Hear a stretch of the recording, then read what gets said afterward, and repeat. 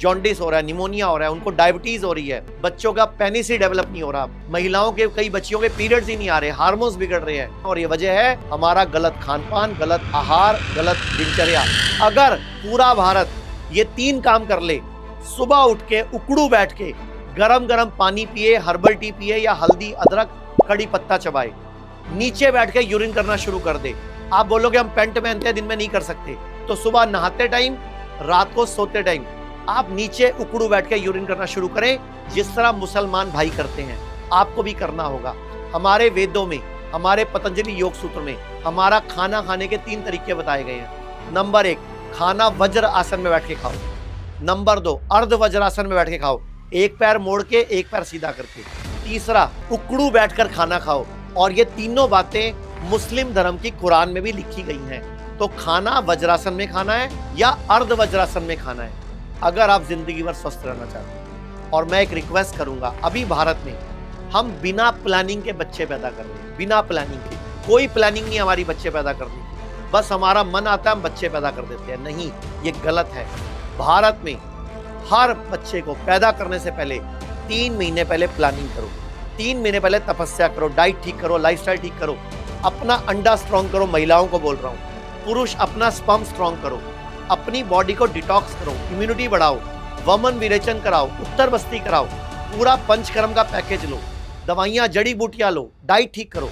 उसके 3 महीने बाद जब आपका अंडा स्ट्रॉन्ग हो जाए, पुरुष का शुक्राणु स्ट्रॉन्ग हो जाए, तब बच्चा पैदा करो, तो भारत में स्वस्थ और हेल्दी बच्चे आएंगे।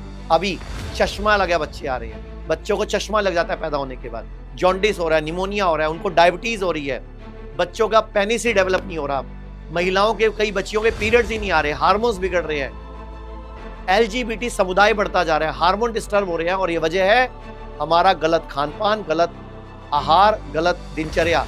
आयुर्वेद ने चिकित्सा के 5 नियम बताए थे। नंबर 1, आहार, डाइट ठीक करो, लाइफस्टाइल ठीक करो। नंबर 2, विहार, लाइफस्टाइल ठीक करो, डाइट ठीक करो, लाइफस्टाइल ठीक करो, सोने का टाइम, उठने का टाइम, यूरिन करने का तरीका, पॉटी करने का तरीका। तीसरा है औषध, जड़ी बूटियां लो, मदद करो, मतलब कोई ना कोई ऐसी जड़ी बूटियां, ऐसे पत्ते, ऐसे कोई फल बीज खाओ जिससे फायदा होता। नंबर 4, पंचकर्म, बॉडी को डिटॉक्स कराओ, बॉडी की इम्यूनिटी बढ़ाओ। नंबर 5, विश्वास। ये 5 मिलते हैं ना, मुट्ठी बनती है। मैं फिर बोल रहा हूँ, बीमार होने का इंतजार मत करो, पंचकर्म कराओ।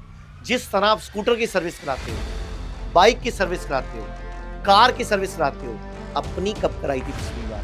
नहीं कराई थी, इसीलिए कभी ना कभी आपको हार्ट अटैक पड़ता है, इसीलिए कभी आपको यूट्रस फाइब्रॉइड हो जाता है, इसीलिए कभी किडनी फेल का पता चलता है, इसीलिए कभी लीवर फेल का पता चलता है, इसीलिए कभी कभी कैंसर हो रहा है, इसीलिए घुटने खराब हो रहे हैं, कमर की हड्डी खराब हो रही है, रीढ़ की हड्डी घिस रही है, आपका हिप जॉइंट घिस रहा है, और ये सब हो रहा है आपकी अज्ञानता की वजह से। अभी भी वक्त है, आयुर्वेद को, पंचकर्म को अपना लो, हेल्थ इंश्योरेंस करा लो, प्रिवेंटिव चेकअप कराओ और प्रिवेंटिव पंचकर्मा कराओ, और क्यूरेटिव नहीं, प्रिवेंशन की तरफ आओ, इलाज की तरफ मत भागो, बीमार होने ही मत दो।